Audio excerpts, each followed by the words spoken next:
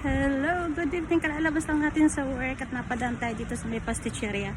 Nakita ko na nakalagay Zeppole Calde. Kaya ibig sabihin meron ng mga Zeppole Calde na natinda. So bibili kami, papasok kami ni Bea para kami ay bumili ng Zeppole. Yay!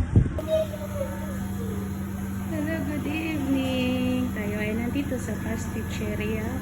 Pasture at tayo ay bibili ng Zeppole.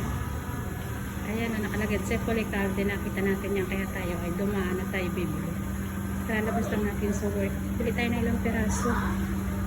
At ating kakainin. Tuwing ano lang, ganitong season lang lumalabas yung Zeppole.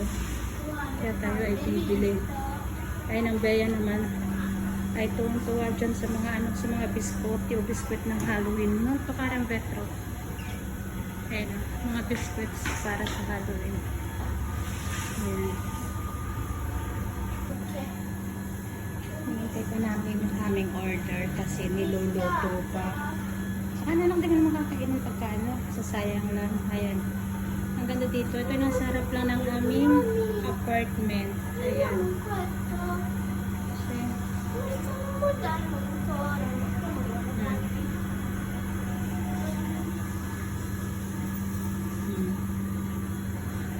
Paluto na yun. Parating na yung magtitinda. Vediamo se qualcuno riesce a accompagnare perché io esco tardi al lavoro. Purtroppo io esco sempre tardi al lavoro. Grazie. Sì. Sì, grazie. Buona serata. Ayan. Kami ay nakabili na ng Zeppole. Ayan o. Ayan. Uwi na kami at kami nakabili ng Zeppole. Kakainin na namin ito. Ayan. Ayan. Nandito na ito sa bahay. Ating bubuksan ang ating Zeppole na binili. Ayan. Kasama na ang pang-almusal. Ito na ang ating dinner. Okay na tayo dito. Parang kasi kung gumanang kung magluto at kumain ng. Kaya ito na lang ang ating kakainin. Nakakain tayo nito. Busog na tayo.